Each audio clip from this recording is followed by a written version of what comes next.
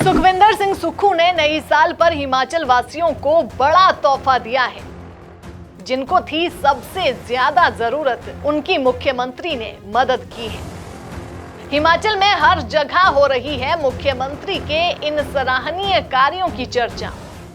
सुनते थे विदेशों में जब बच्चे वयस्क हो जाते हैं तो सरकार उनको खर्चा देती है। अब हिमाचल भी उसी राह पर चल पड़ा है। सुख आश्रय से हुई शुरुआत ने देश भर के लोगों को सोचने पर मजबूर कर दिया। जब हिमाचल प्रदेश के मुख्यमंत्री ने नए साल का तोहफा देते हुए प्रदेश में एक नई इबारत लिख डाली। इसी के साथ महिलाओं और बेटियों को मिलने वाले भत्ते की सोच भी हिमाचल को अमेरिका के बराबर खड़ा कर रही है। क्या है पूरी खबर, आपको विस्तार से बताते हैं। मानवता की जानी मानी हस्ती मदर टेरेसा, जिनका नाम लेते ही मन में मां की भावनाएं उमड़ने लगती हैं। मदर टेरेसा मानवता की जीती जागती मिसाल थी। वे मानवता की सेवा के लिए काम करती थी। मदर टेरेसा दीन दुखियों की सेवा करती थी। मदर टेरेसा ऐसे महान लोगों में से एक है जो सिर्फ दूसरों के लिए जीते हैं।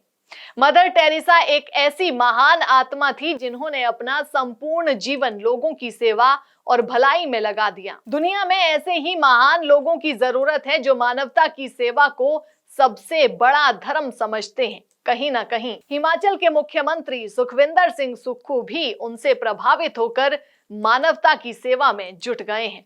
मुख्यमंत्री सुखविंदर सिंह सुक्खू ने मुख्यमंत्री सुख आश्रय कोष की हिमाचल प्रदेश में शुरुआत कर दी है। हिमाचल प्रदेश के अनाथ बच्चों और बेसहारा बुजुर्गों की सहायता इस कोष के माध्यम से की जाएगी। मुख्यमंत्री सुखविंदर सिंह सुक्खू ने शपथ लेने के बाद सीधे अनाथ आश्रम में जाकर उन बच्चों से मुलाकात की जिनके माता पिता नहीं हैं, और यहीं से उन्होंने अपना लक्ष्य निर्धारित कर दिया था और एक संदेश भी हिमाचल प्रदेश में जनता को दे दिया था कि जनता का एक नेता आम घर से निकला हुआ अब हिमाचल का मुख्यमंत्री बन चुका है। प्रदेश की जनता के हितों के लिए वे लड़ते रहेंगे। इसी कड़ी में आज जब मुख्यमंत्री मनाली पहुंचे तो उन्होंने मनाली में भी अपने उसी वादे को निभाया और उन्होंने कहा कि मुख्यमंत्री सुख आश्रय कोष हिमाचल प्रदेश की सरकार ने बना दिया है और अब हिमाचल प्रदेश में शिमला, कांगड़ा और सुंदरनगर 3 जिलों में बड़े स्तर पर कैंपस बनाए जाएंगे जो कि सोशल वेलफेयर डिपार्टमेंट बनाएगा।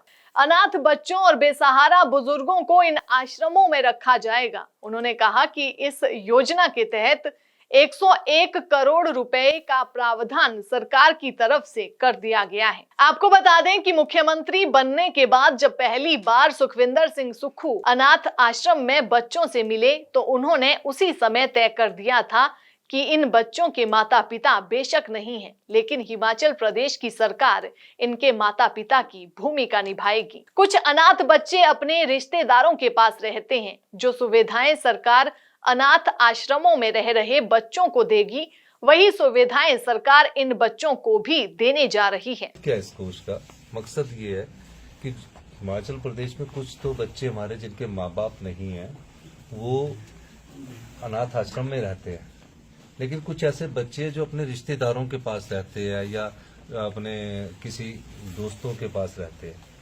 उनको ये ना लगे कि हमारे साथ कोई नहीं है, तो सरकार भी उनकी माता है और सरकार भी उनका पिता है। इसके अलावा हिमाचल प्रदेश में जब भी कोई बड़ा त्योहार होगा तो हर बच्चे को 500 रुपए त्योहारों के लिए दिया जाएगा और इसके अलावा 4000 रुपए पॉकेट मनी के रूप में बच्चों को दिए जाएंगे। इन बच्चों की पढ़ाई लिखाई का पूरा जिम्मा सरकार उठाएगी। वहीं अगर अनाथ बच्चियों की बात की जाए तो जब तक बेटी की शादी नहीं हो जाती तब तक उसकी पूरी जिम्मेदारी हिमाचल प्रदेश की सरकार की होगी। कौन से जब वो +2 करेंगे, कोई बच्चे पढ़ने वाले होते हैं, इंजीनियरिंग करते हैं, IIT में जाना चाहते हैं, मेडिकल कॉलेज में जाना चाहते हैं, नीट की परीक्षा पास करते हैं, BSc करना चाहती है, B.Ed करना चाहते हैं, और जब तक उनका मैरिज नहीं हो जाता और नौकरी नहीं मिल जाती तब तक सरकार उनका पूरा पालन पोषण करेगी। जिस तरह एक परिवार में एक बेटा जो या बेटी होती है,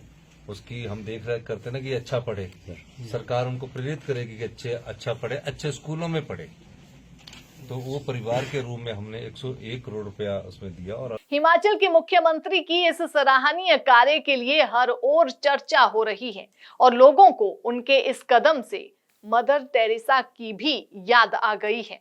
कई तोहफे लोगों को हिमाचल के मुख्यमंत्री दे रहे हैं। अपने इस छोटे से कार्यकाल में कई सराहनीय फैसले हिमाचल प्रदेश के मुख्यमंत्री सुखविंदर सिंह सुक्खू ले चुके हैं और अगर इसी तरह ये क्रम चलता रहा तो आने वाले 5 सालों में हिमाचल प्रदेश की तस्वीर पूरी तरह से बदल जाएगी।